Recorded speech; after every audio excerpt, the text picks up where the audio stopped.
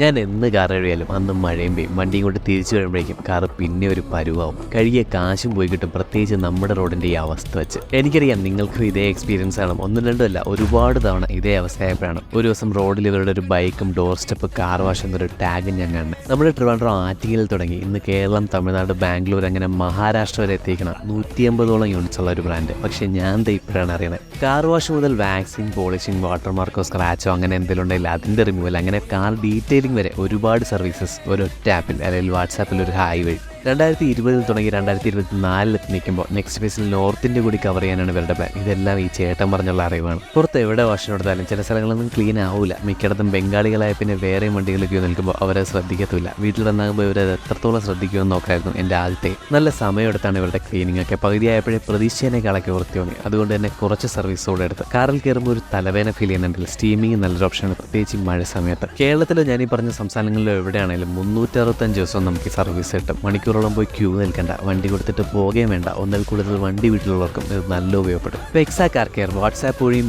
App വഴിയും book ചെയ്യാം. ഇവരുടെ തന്നെ ലോയാലിറ്റി പ്രോഗ്രാം വഴി 3 വാഷ് കഴിയുമ്പോൾ 4ാമത്തെ വാഷ് തികച്ചും ഫ്രീ ആണ്. നമ്മുടെ നാട്ടിൽ നിന്ന് വളർന്നു വരുന്ന ബ്രാൻഡല്ലേ. ട്രൈ ചെയ്ത് നിങ്ങളുടെ എക്സ്പീരിയൻസ് കൂടി ഒന്ന് പറ.